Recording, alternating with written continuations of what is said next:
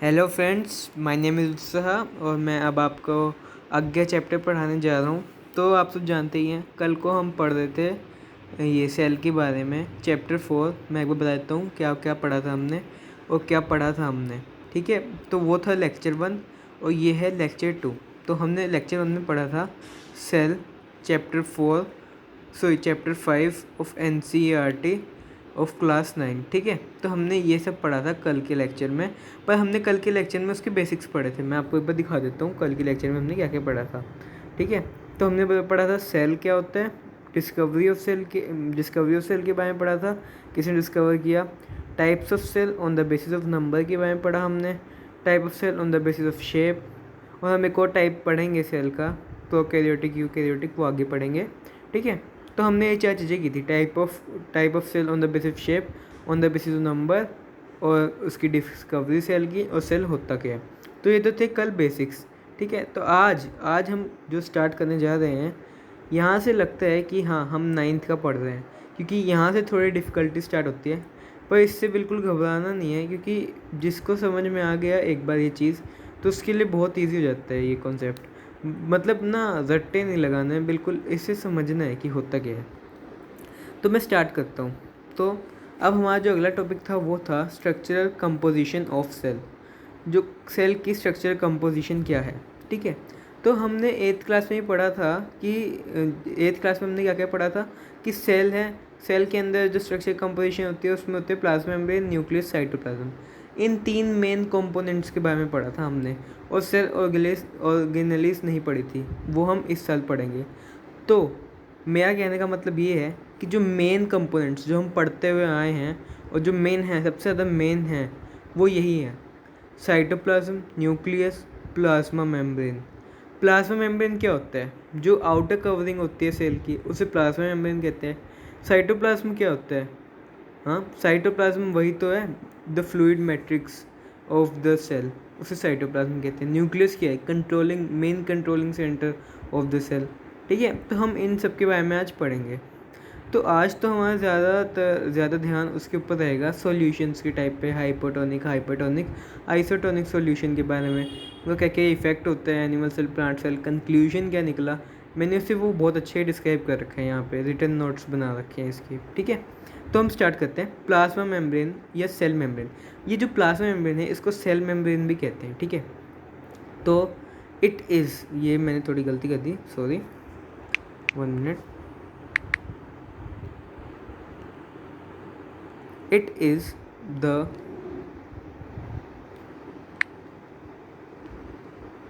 Outer most covering of the cell. ठीक है, तो प्लाज्मा मेम्ब्रेन क्या है? Outermost covering of cell.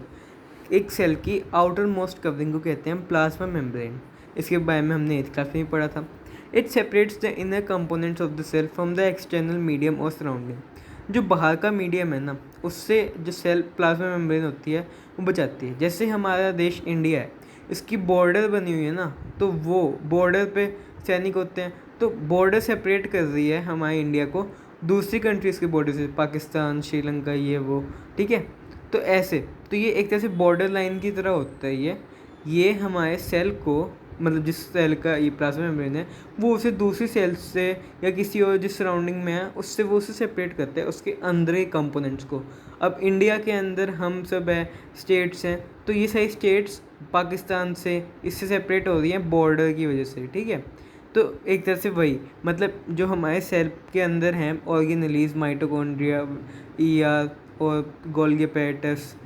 ठीक है, ये सब जितने भी ये हमारे पास हैं सेल ऑर्गेनेलीज, ये सब हमारे इनर कंपोनेंट्स में आती हैं सेल के। तो ये सेपरेट हो रही है just because of plasma membrane. हमारे मतलब प्लाज्मा मेम्ब्रेन की वजह से बाहर की मीडियम से अंदर की चीज़ें सुरक्षित हैं। ठीक है, it allows movement of substances in and out of the cell. तो यहाँ पे क्या कह रहे हैं, जो सेल है ना, ठीक है, याद रखना इसे अच्छे से, जो सेल है वो मूवमेंट को अलाउ करता है सब्सटेंसेस की इन एंड आउट।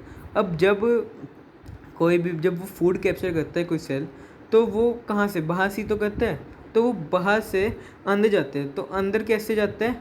उस प्लाज्मा मेम्ब्रेन के थ्रू ही तो जाता है वो अंदर सेल के। जैसे बॉर्डर है, बॉर्डर में अब पाकिस्तान से इंडिया कैसे आते हैं, मतलब जो जब भी जाना होता है तो बॉर्डर लाइन पे से उधर की बॉर्डर से इधर आ गए, तो बस वो है बात यहाँ पे भी, ठीक है। It allows only certain substance, ये पॉइंट याद रखने वाला है कि ये सारे सब्सटेंसेस, ये नहीं है कि कुछ भी घुसा आ रहा है। अब टेररिस्ट को ऐसे थोड़ा ना घुसने दे देगा कोई इंडिया में, ठीक है, तो ऐसे किसी को भी घुसने नहीं देगा ये। तो it allows only movement of certain substances, ठीक है, thus it is known as selectively permeable membrane. इसका मतलब सिलेक्टिवली परमिएबल मेम्ब्रेन का मतलब है it allows movement of only few substances, मतलब कि ये ना सिर्फ कुछ ही चीज़ों को अंदर जाने देगा, ज़्यादा चीज़ें मतलब सारी की सारी चीज़ें नहीं जा सकती, कुछ चीज़ों को जाने देगा, कुछ को परमिशन है अंदर जाने की, ठीक है। सो selectively permeable means that it allows movement of only few substances. Plasma membrane is very flexible, ठीक है, प्लाज्मा मेम्ब्रेन जो है वो बहुत फ्लेक्सिबल है, और it is made up of organic molecules called proteins and lipids. ये लिपिड्स प्रोटीन्स की बनी हुई है, मेन ऑर्गेनिक मॉलिक्यूल्स जो है। अगर क्वेश्चन आया cell plasma membrane is made up of which type of molecules, तो मतलब विच मेन मॉलिक्यूल्स, तो हम क्या कहेंगे sir ma'am it is made up of proteins and lipids, it is mainly composed of proteins and lipids, ठीक है।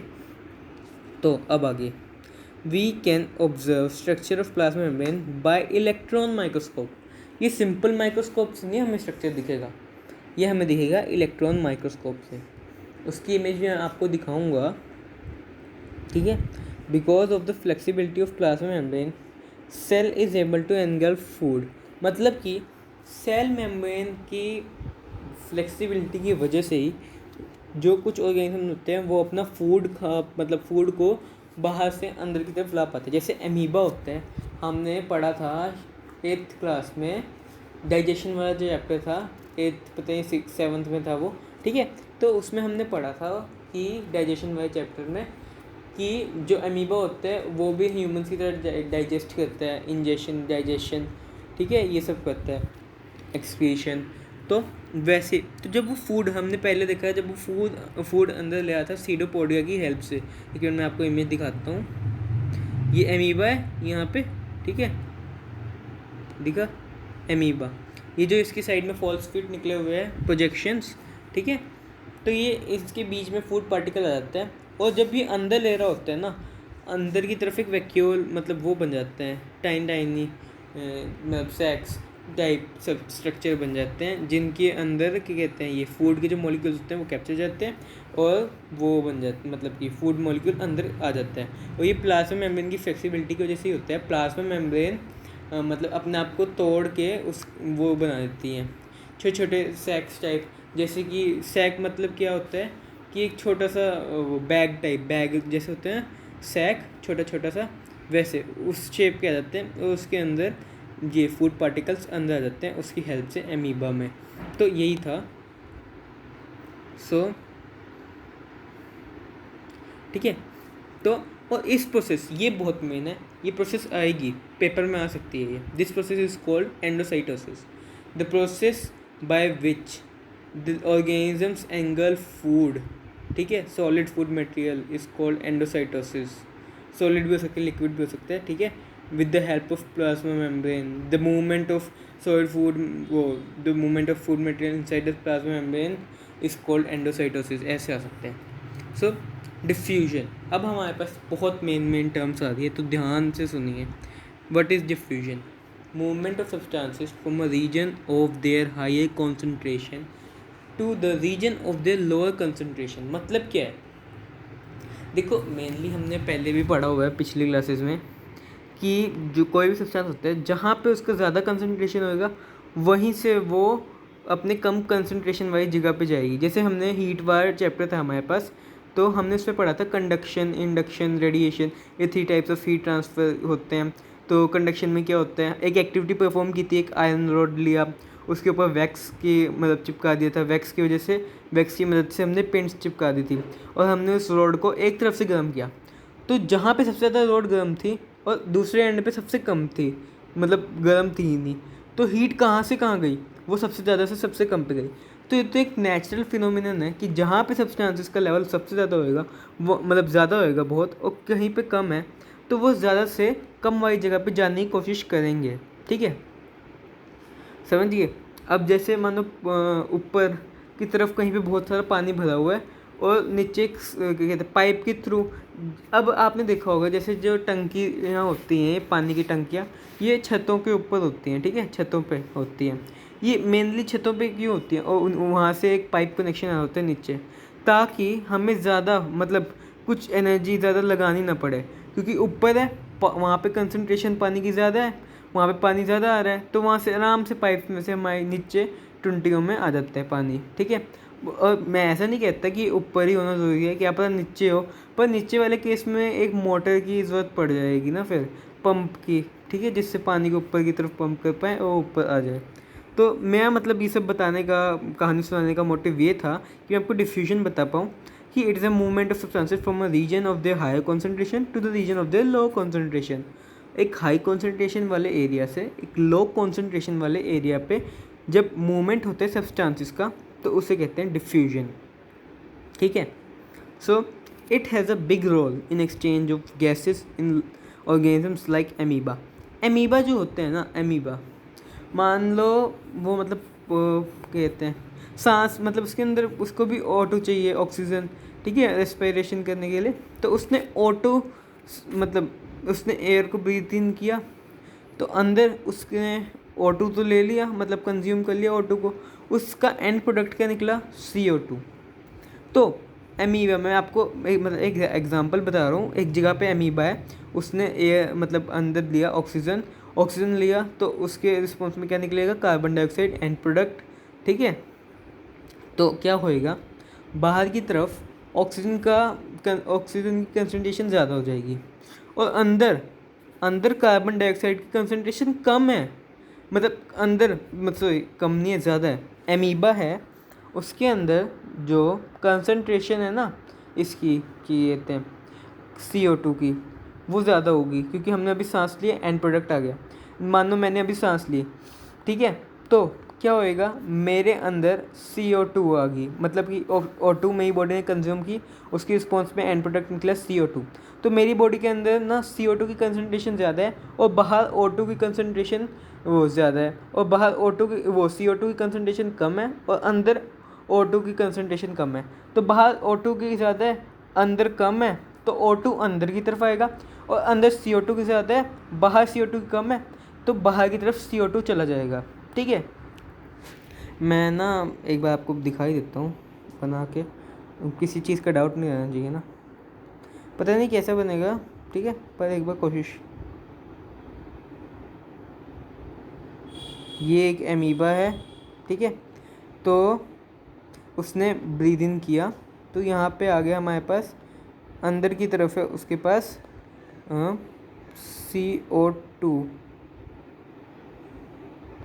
CO2 जो है ना उसका लेवल हाई है, उसका हाई है लेवल, और जो O2 है ना उसका लेवल कम है। ठीक है, एमीबा ने रेस्पिरेशन की तो CO2 का लेवल ज़्यादा आ गया, उसने O2 तो कंज्यूम कर ली, कम हो गया, और उसने CO2 जो है उसने निकाल ली, तो अंदर CO2 का लेवल ज़्यादा है।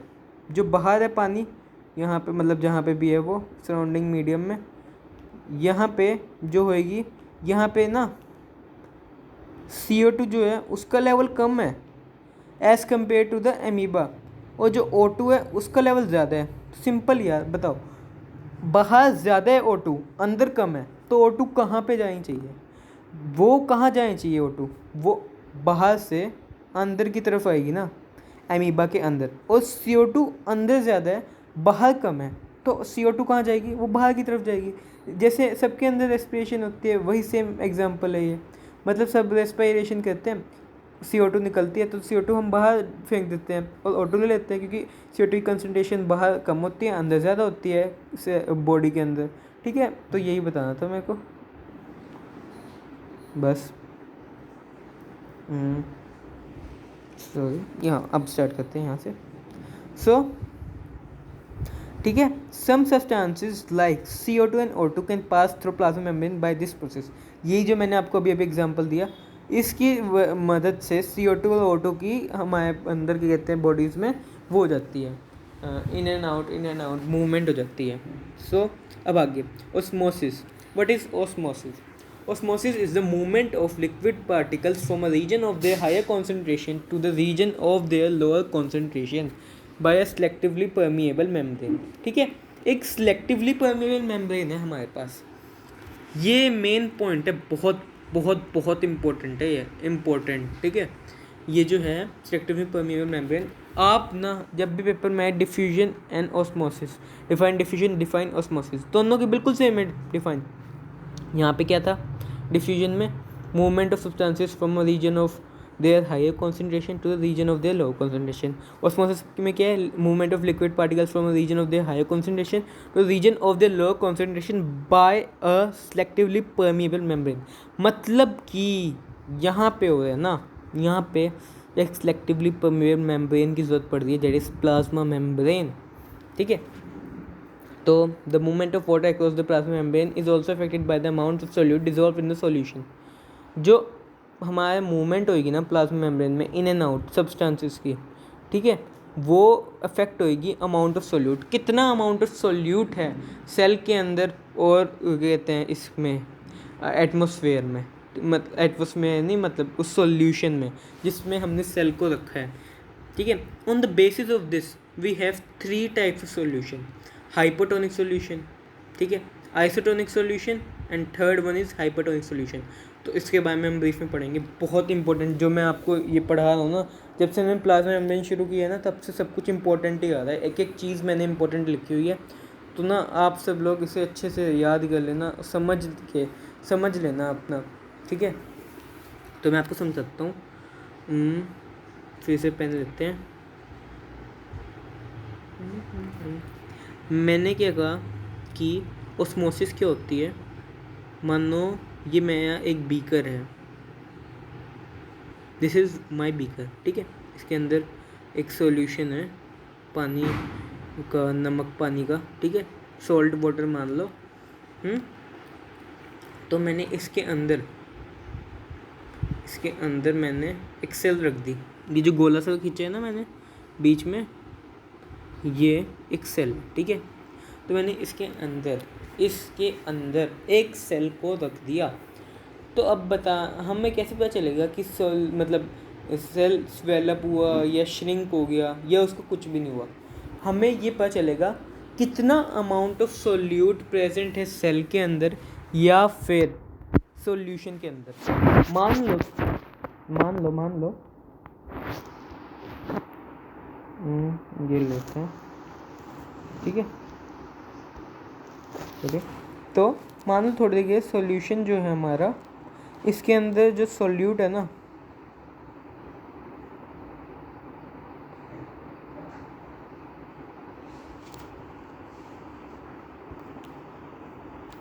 सॉल्यूट जो है उसका लेवल बहुत ज़्यादा है, अच्छा खासा, अच्छा बहुत ज़्यादा।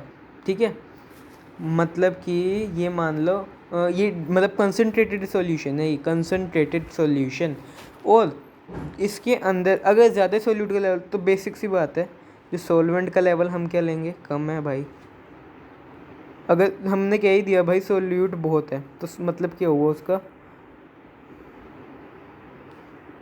सॉल्वेंट का जो लेवल है वो कम है। ये एल मैं बीच में छूट गया था गलती से, तो वो एरो करके दिखाया मैंने ऊपर, यहाँ पे लिखा है।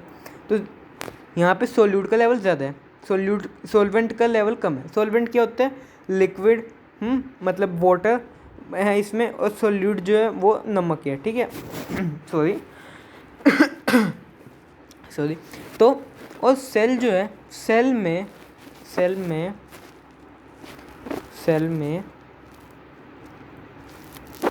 जो है ना, वो सॉल्यूट का लेवल सेल में कम है और सॉल्वेंट का लेवल ज़्यादा है। तो क्या होएगा? आप अभी मैंने आपको जैसे एमीबा वाला केस में बताया था, यहाँ पे O2 का लेवल कम था एमीबा के अंदर, बाहर ज़्यादा था। CO2 का लेवल ज़्यादा था एमीबा के अंदर, बाहर कम था। तो क्या हुआ? CO2 बाहर गई, O2 अंदर आई। ऐसे तो होएगी कि मतलब ऐसा नहीं होएगा कि कहीं पे कम है, मतलब यहाँ पे दोनों कम है, यहाँ पे एक कम है, यहाँ ज़्यादा। एक जगह ऐसा होएगा कि कम है ज़्यादा है और दूसरी जगह ज़्यादा है कम है, या फिर ऐसा होएगा कि दोनों जगह सेम सेम होएगा, बिल्कुल कुछ डिफरेंस नहीं है, दोनों जगह कंसंट्रेशन बिल्कुल सेम होएगी। तो हम क्या बात कर रहे हैं यहाँ पे, अभी सोल्यूट का लेवल ज़्यादा है, सोलवेंट का लेवल कम है, और जो हमारा सेल है उसके अंदर सोलवेंट का लेवल ज़्यादा है और सोल्यूट का लेवल कम है। तो क्या होएगा, अब हम वो पढ़ेंगे अच्छे से, ठीक है। एक हमारे पास मूवमेंट होएगी सब्सटेंसेस की, सब्सटेंसेस सॉल्वेंट की मूवमेंट होएगी, पार्टिकल्स का मूवमेंट होएगा in and out of the cell, या तो वो अंदर की तरफ होएगा या वो बाहर की तरफ होएगा। And it is affected by the amounts of solute dissolve in the solution. ये क्या था, सोल्यूट। हमारे पास मतलब ये सब इफेक्ट होएगा सिर्फ और सिर्फ ये देखने पे कि सोल्यूट कितना है उसमें, ठीक है। तो हम पढ़ते हैं अपना पहला solution, that is hypotonic solution when the medium surrounding the cell has higher solvent concentration than the cell। जब hypotonic solution क्या है, when the medium surrounding the cell has higher solvent level, higher solvent concentration से हमें क्या पता चल रहा है कि जो solution है उसके पास कम अमाउंट ऑफ सोल्यूट है, और जो हमारा सेल है उसके पास ज़्यादा अमाउंट ऑफ सोल्यूट है, कम अमाउंट ऑफ सोलवेंट है, ठीक है। ये पता चल रहा है हमें। तो मैं यहाँ पे एक और बीकर लेते हैं हम, ठीक है।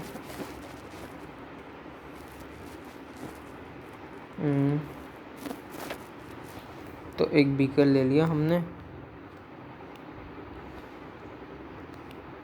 सेल रख दिया, ऐसे ऐसे ऐसे बना दिया, ठीक है। तो क्या कहा इसने हमें कि जो ये है ना बीकर, जो सेल के सराउंडिंग, ये सेल के सराउंडिंग में ही तो है सब कुछ, ये सब सेल के जो सराउंडिंग में मीडियम, उसके पास जो सॉल्वेंट का लेवल है वो ज़्यादा है, हायर सॉल्वेंट लेवल, सॉल्वेंट ज़्यादा है,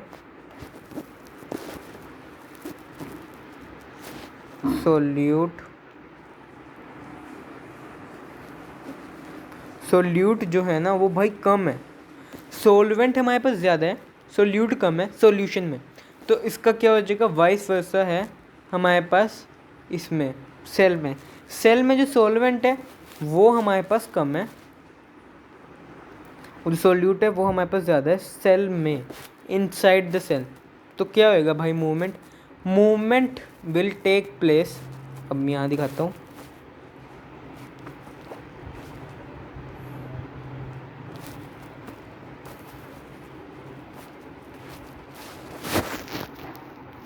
सॉरी ब्लैक ही ले लिया। तो ये पूरा था हमारे पास बक्सा।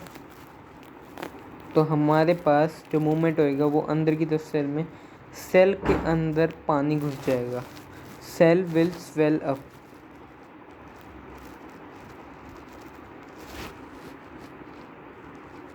सेल फूल जाएगा। क्यों फूलेगा, क्योंकि बाहर जो सॉल्वेंट था वो बहुत ज़्यादा था, अंदर सॉल्वेंट का लेवल कम था। बस आप इसी सॉल्यूट को छोड़ो साइड में, किसी एक को पकड़ लो, जो दे रखा है ना कि मतलब सोल्वेंट बाहर ज़्यादा है और सोल्यूट बाहर कम है, मतलब सोल्यूट अंदर कम, क्या कह रहा हूँ मैं, ठीक है। सोल्वेंट बाहर ज़्यादा है और अंदर सोल्वेंट की कंसंट्रेशन कम है, बाहर पानी ज़्यादा है अंदर कम है, तो कहाँ जाएगा, बाहर से अंदर की तरफ जाएगा। तो यही होएगा हमारे इस हाइपरटोनिक सॉल्यूशन में, जो मैंने यहाँ लिखा हुआ है, hypertonic solution when the medium surrounding the cell has higher solvent concentration than a cell, cell के से ज़्यादा है उसके पास सॉल्वेंट, लिक्विड मतलब वो जो सॉल्यूशन है उसके पास ज़्यादा पानी है एज़ कम्पेयर टू सेल, ठीक है। वाटर मत लिख के आना, सॉल्वेंट कुछ भी हो सकता है, क्योंकि एक्वा सॉल्यूशन मतलब नॉन एक्वा सॉल्यूशन भी तो हो सकता है, कुछ भी हो सकता है ना। तो ये मैं तो ये एग्जांपल दे रहा हूँ, ये एक कि वाटर बाहर, ताकि अच्छे समझ आ जाए, पर सॉल्वेंट कुछ भी हो सकता है, सॉल्वेंट मतलब लिक्विड, ठीक है। सो अब दो केस हमारे पास आ जाते हैं उस हर एक के अंदर। एनिमल सेल में क्या होएगा, प्लांट सेल में क्या होएगा, what will happen in animal cell when animal cell is kept in hypotonic solution. ये एक एनिमल सेल है, ठीक है। देन द वो then the cell will swell up and burst, ठीक है। Animal cell is kept in hypotonic solution then it will swell up and burst. वो फटेगा क्यों, यही दिमाग में आएगा ना, क्योंकि उसके पास सेल वॉल नहीं है, उसके पास सेल वॉल नहीं है, ठीक है। प्लांट सेल ऐसी सेम प्लांट सेल में when the plant cell is kept in hypotonic solution it will swell up but do not burst because of the covering of thick rigid cell wall. Cell wall जितना pressure हमारे पास swollen cell लगाएगा उतना ही pressure cell wall लगाएगा plant cell की case में, ताकि वो अपने सेल को बचा ले। और सेल वॉल का फंक्शन ही क्या होता है, टू प्रोटेक्ट द सेल, ठीक है। वो सेल को डैमेज इंजरी से बचाता है। तो ये इसको फट ही तो जाएगा। अब एनिमल सेल तो रप्चर हो गया, बर्स्ट, फट गया वो, हाँ ख़त्म हो गया, डिस्ट्रॉय हो गया। पर बट सेल वॉल नहीं चाहता कि प्लांट सेल ख़त्म होए, तो उसने बचा लिया प्लांट सेल को। तो यही होता है प्लांट सेल एनिमल सेल में। हम आज तक पढ़ते आ रहे हैं डिफरेंस कि it has a thick rigid cell wall, it doesn't have cell wall, हाँ। तो प्लांट सेल में सेल वॉल का यही फंक्शन होता है, ये प्रोटेक्ट करती है। हमने ये सुना था प्रोटेक्ट करती है, पर कैसे करती है प्रोटेक्ट, ये आज पता चल गया। वो जब भी मतलब कि वो बाहर के सॉल्यूशन, बाहर के मीडियम से बचाती है सेल को, प्लांट सेल को। अभी हम एक और केस पढ़ेंगे, 2 और केस, ठीक है, उनमें आपको अच्छे से पता चलेगा। तो अगला जो केस है हमारे पास है वो है आइसोटोनिक सॉल्यूशन का case. When the surrounding medium has same amount of solvent as that of cell, मतलब कि solvent का लेवल सेम है, बाहर जितना पानी अंदर भी पानी उतना ही है, तो क्या होएगा भाई, then it is called high isotonic solution. और क्या होएगा एनिमल सेल और प्लांट सेल में, shape do not change, no change in shape, कोई चेंज नहीं है। क्योंकि दोनों जगह जो सॉल्वेंट का लेवल है भाई सेम ही तो है, वो वहाँ पे भी सॉल्वेंट उतना ही था जितना यहाँ पे है, तो पानी मूव क्यों करेगा जब बाहर भी उतना ही है यहाँ पे भी उतना ही है, तो क्या मूव होएगा, ठीक है। तो अब ये तो बिल्कुल ईजी था। इन आइसोटोनिक सॉल्यूशन मैंने सराउंडिंग मीडियम है same amount of solvent level as compare to the cell then it is called isotonic solution. ये तो सिंपल याद कर सकते हैं, इसमें तो कुछ रटने का वो है ही नहीं, कि अंदर भी सेम है बाहर भी सेम है, ठीक है। और हाइपरटोनिक आता है अब solution when the surrounding medium has less amount of solvent as compare to cell. जब सराउंडिंग जो मीडियम है उसके पास ना कम होएगा अमाउंट सॉल्वेंट का एज कम्पेयर टू सेल। जो सेल है ना उसके कंपैरिजन में जो सॉल्वेंट है वो कम है। मैं आपको ये जो मैंने बनाया था ना ऊपर केस, कि वही वाला है। Solution has 1 minute. सॉल्यूशन जो है हमारा उस पर जो सॉल्वेंट है वो है लेस, और जो हमारा सेल है उसके पास सॉल्वेंट ज़्यादा है, बस याद हो गया। जो मतलब सॉल्वेंट है जो हमारे सेल के अंदर वो ज़्यादा है, और जो पानी में मतलब कि बाहर है जो सॉल्यूशन उसके अंदर पानी कम है। तो कहाँ जाएगा पानी, सेल में से पानी जाएगा हमारा बाहर की तरफ। बाहर कहाँ पे, उस सॉल्यूशन के अंदर, क्योंकि उस सॉल्यूशन में पानी कम था, उसके अंदर कंसंट्रेशन ऑफ सॉल्यूट ज़्यादा थी। जो सेल था उसके अंदर कंसंट्रेशन ऑफ सॉल्यूट कम थी, जो सेल था उसके अंदर कंसंट्रेशन ऑफ सॉल्वेंट ज़्यादा थी, सॉल्यूट कम थी। बाहर सॉल्यूट ज़्यादा था और सॉल्वेंट कम था, तो सॉल्वेंट कहाँ मूव करेगा, वो सेल से सॉल्यूशन के तरफ मूव करेगा और सेल बिल्कुल श्रिंक हो जाएगा। ये देखो animal cell, in case of animal cell the cell becomes shrink हो जाएगा, बिल्कुल पतला हो जाएगा, ठीक है, कुछ जान प्राण बची नहीं, ठीक है। तो और प्लांट सेल में क्या होगा, the plant cell gets shrink. और एक और चीज़ लिख देनी थी मेरे को, भूल गया, और प्लाज्मोलाइज्ड, ये बहुत इंपॉर्टेंट है ये प्लाज्मोलाइज्ड। इसकी डिफ़ाइन भी लिख देता हूँ मैं, क्योंकि मैंने डिफ़ाइन लिखना शायद भूल गया। सो ठीक है, तो मेरे साथ जैसे मैं लिख रहा हूँ वैसे वैसे आप याद कर लो। प्लाज्मोलाइसिस ये किस बला का नाम है, इट इज़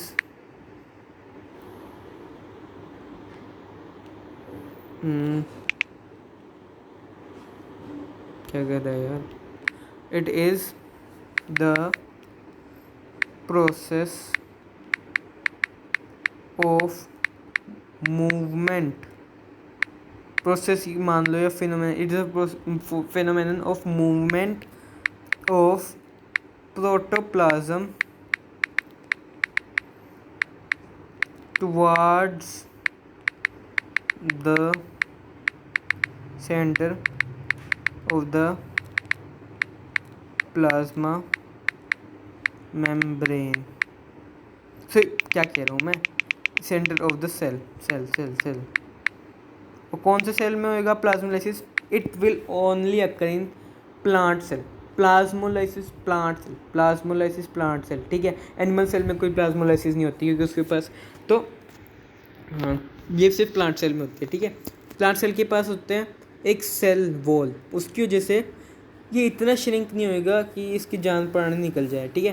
तो प्लाज्मोलाइसिस की वजह से, प्लाज्मोलाइसिस में क्या होएगा, फिर मैं यहाँ पे एक और बार एक डायग्राम बना के दिखाता हूँ आपको, और अच्छे से अंडरस्टैंडिंग होगी आपकी,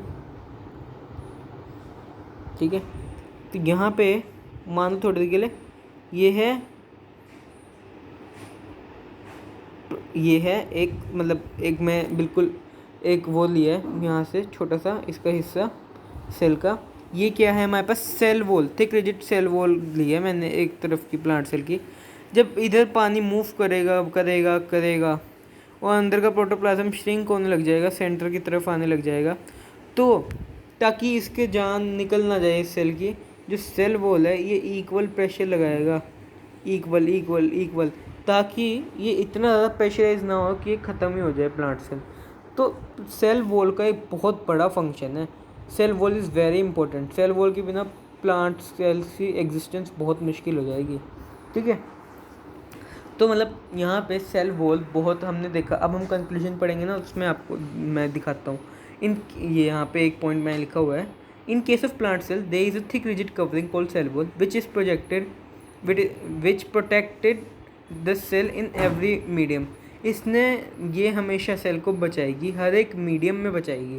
प्रोटेक्टेड नहीं आना चाहिए, प्रोटेक्ट्स आना चाहिए यहाँ पे, which protects the cell in each and every medium. कैसे सोचा होगा ना आपने, कैसे?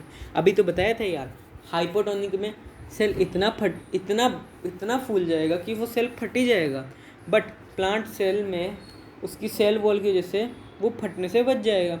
और उल्टा मतलब, और यहाँ पे हाइपरटोनिक सॉल्यूशन में वो बिल्कुल उस पतला हो के ख़त्म हो जाने से बच जाएगा, just because of cell wall, ठीक है। On the other hand there was no such covering in animal cell. हमने देखा कि हर एक केस में प्लांट सेल के पास तो एक कवरिंग थी सेल वॉल, उसकी वजह से वो बच गया, बट हर जगह मतलब कि हाइपोटोनिक और हाइपरटोनिक सॉल्यूशन में जो एनिमल सेल था वो बेचारा फंस गया क्योंकि उसके पास सेल वॉल था नहीं, ठीक है। In hypotonic solution the external medium is very dilute का मतलब क्या होता है भाई, जहाँ पे मतलब सोल्यूट लेवल कम हो, सोलवेंट ज़्यादा हो, और कंसनट्रेशन का जहाँ सोल्यूट लेवल ज़्यादा हो, सोलवेंट लेवल कम हो, ठीक है। तो it means that it contains large amount of solvent particle, ठीक है। हाइपोटोनिक में सॉल्वेंट पार्टिकल ज़्यादा, यहाँ पे सॉल्वेंट पार्टिकल्स कम इन हाइपरटोनिक सॉल्यूशन में, और हाइपोटोनिक सॉल्यूशन में सोल्यूट पार्टिकल्स हमारे पास कम होंगे, हाइपरटोनिक में सोल्यूट ज़्यादा होंगे। तो in hypertonic solution the external medium surrounding the cell is concentrated, it means that it contains less amount of solvent particles.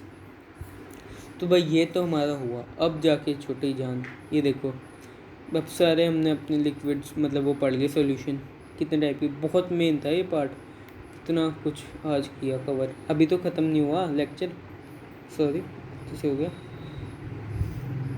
बस अभी तो बहुत मेन है, बट मैं आपको आज सोच रहा हूँ, ये देखो इतना रहता है, अभी कोई नहीं करते हैं। Unicellular freshwater sea organisms and most plant cells tend to gain water through osmosis. Unicellular fresh water organisms होते हैं ना, फ्रेश मतलब कि दो टाइप मतलब ऑर्गेनिजम्स, या तो फ्रेश वाटर, एक तो होते हैं फ्रेश वाटर, एक होते हैं मेराइन वाटर। मेराइन वाटर कौन से होते हैं, सी वाटर जो होते हैं ना, फ्रेश वाटर तालाब, ठीक है ऐसा। तो जो फ्रेश वाटर में रहते हैं sea organisms unicellular and most plant cells tend to gain water through osmosis, ये ऑस्मोसिस के थ्रू ही वाटर को गेन करते हैं। हमने पढ़ा था define the movement of liquid molecules from a region of high concentration to the region of low concentration through a semi permeable membrane, ठीक है। तो ये लिक्विड ही तो गेन कर रहे हैं, पानी ही तो गेन कर रहे हैं। Absorption of water by plant roots is also example of osmosis. तो इसके भी एग्जांपल हैं ये जो मैंने आपको बता दिए। और अब आते हैं सेल वॉल, जो हमने इतनी इसकी प्रशंसा की, तारीफ़ की, इसने कितना बचाया बेचारे प्लांट को। अब इसके बारे में तो पढ़ना ज़रूरी है, ठीक है। In plant cell there is a thick rigid covering called cell wall, it lies outside the plasma membrane. ये प्लाज्मा मेम्ब्रेन के बाहर रहता है, ये देखो, दिखा, ये रहा सेल वॉल बना हुआ। ये जो है हमारा ये जो कवरिंग है, थोड़ा सा यहाँ पे हाथ से ही लिखना पड़ रहा है ना, थोड़ा दिक्कत हो रही है, पर समझ आ रहा होगा, आई होप समझ आ रहा होगा आपको। ये जो है बाहर की कवरिंग, इसे कहते हैं ये सेल वॉल।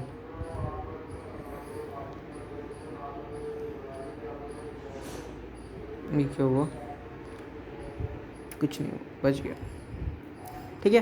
तो ये सेल वॉल हमारे पास, this is what called cell wall, जो साइड में है बिल्कुल कवरिंग। इसकी वजह से हमारा प्लांट सेल बहुत सारे अलग अलग जगहों पे बच गया है ये बेचारा, अलग अलग मीडियम्स में।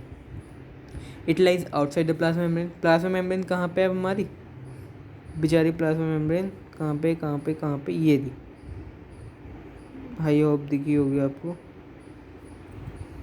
इसकी ये वाली, मैं आपको लेबल करके दिखाता हूँ, पतला लेना पड़ेगा इसका स्ट्रोक।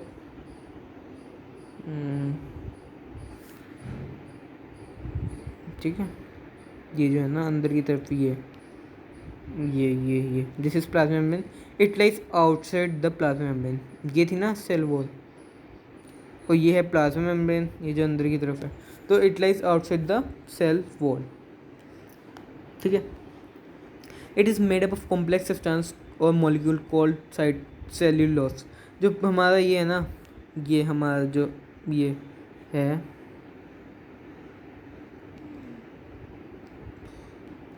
जो सेल वॉल है हमारा, ये बना हुआ है एक सब्सटेंस से, मॉलिक्यूल से, कॉल्ड कॉम्प्लेक्स मॉलिक्यूल है ये, कॉम्प्लेक्स कॉल्ड सेल्यूलोस, ठीक है।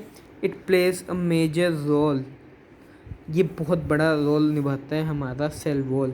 It protect the cell of plants from various variations in temperature and climate change. हमने अभी देखा अलग अलग सॉल्यूशन में रखा, तो इसने ही प्लांट सेल को बचाया, जिसकी वजह से प्लांट सेल की डेथ नहीं हुई, वो मरा नहीं, वो फटा नहीं, उसको बचा लिया इसने, ठीक है। तो इसकी वजह से ही प्लांट सेल बचा। ये ना, मैं आप सोच रहे होंगे कितनी बार मैं एक ही चीज़ को रिपीट कर रहा हूँ कि प्लांट सेल बच गया, क्योंकि ये बहुत इंपॉर्टेंट है, ये एक बहुत मेजर फंक्शन, इसके एक फंक्शन में काउंट हो सकता है ये सेल वॉल के। जब सेल वॉल आया ना, अच्छे डिस्क्राइब द सेल वॉल, तो उसकी अच्छे से फ़ोटो बना देनी है, डायग्राम उसका, उसमें लिखना है कि इट प्रोटेक्ट द सेल, हाँ, प्लांट सेल, बैक्टीरिया सेल्स के पास भी होते हैं सेल वॉल, पता ही होगा, आई होप सो, मैं लिखा भी हुआ है यहाँ पे। Bacteria cell also contain cell wall. Cell wall protects the bacteria cell and the plant cell to withstand very dilute external medium, ठीक है। When the cell swells up or shrink, building up in pressure against the cell wall, ये cell wall के against एक pressure create करता है। In response, cell wall also exerts an equal pressure against the swollen or shrinked cell। इस shrinked cell के against में अब in response में प्रेशर एक्सर्ट करता है उतना ही, जिससे वो प्लांट सेल को बचा लेता है। Just because of their cell walls they are able to withstand much greater changes in surroundings medium than animal cell. अब देखो भाई, हम तो बेचारे, हम तो एनिमल्स हैं, हम तो चल सकते हैं इधर से उधर, जब बारिश आई तो हम कहीं छुप गए, जब धूप आई तो हम बाहर निकल गए, बट ये जो प्लांट्स होते हैं बेचारे कहाँ चल सकते हैं, ये जहाँ पे उगे वहीं पे उगे रहेंगे, पूरी ज़िंदगी वो वहीं पे काटेंगे, ठीक है।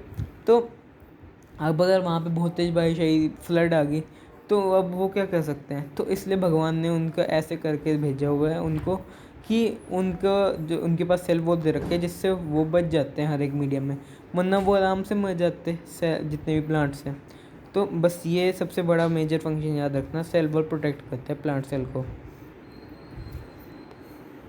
अब आया हमारा न्यूक्लियस पाजी। तो जो न्यूक्लियस है ना, मैं आपको अभी आज बिल्कुल बेसिक बता रहा हूँ इसका बेसिक, और जो अगली वीडियो में बताऊँगा मैं आपको बाकी, क्योंकि ये बहुत ही लंबी जा रही है video. Nucleus the control centre of the cell. इसे हम कंट्रोल सेंटर इसलिए कहते हैं बिकॉज ये सारे फंक्शन निभाते हैं सेल के। So nucleus is the most main important component of the cell. It controls all the functions going on in the cell. It coordinates all the functions of the cell. The nucleus has double layered covering called nuclear membrane. It has pores which allows movement of substances between cytoplasm and inside of the nucleus. ये देखो nucleus की तस्वीर देखिए, ये हमारे पास nucleolus. मैंने आपको आज बिल्कुल ज़्यादा ब्रीफ में नहीं बताया इसको, न्यूक्लियस को। इसको मैं कल अच्छे से ब्रीफ में डिफाइन कर दूंगा इसके आगे। न्यूक्लियोलस, न्यूक्लियोप्लाज्म, साइटोप्लाज्म होते हैं जैसे हमारा, तो हमारा साइटोप्लाज्म क्या डिफाइन है? The fluid matrix of cell is called cytoplasm, the fluid matrix of nucleus is called nucleoplasm. Simple. जो न्यूक्लियोलस है वो उसके अंदर ही एक होता है, ठीक है। जो क्रोमेटिन है, क्रोमेटिन मटेरियल, ये वो है, ये थ्रेड लाइक स्ट्रक्चर जिसे कहते हैं हम। न्यूक्लियर पोर, जहाँ से सब चांसेस इधर उधर जा सकते हैं। न्यूक्लियर एनवलप, एनवलप मतलब क्या हुआ? ये membrane. So it has pores which allows movement of substances between cytoplasm and inside the cell. इसके पास ये जो न्यूक्लियर पोर्स है ना, ये न्यूक्लियर पोर्स, इसकी मदद से इन एंड आउट होता है सब्सटेंसेस का मूवमेंट।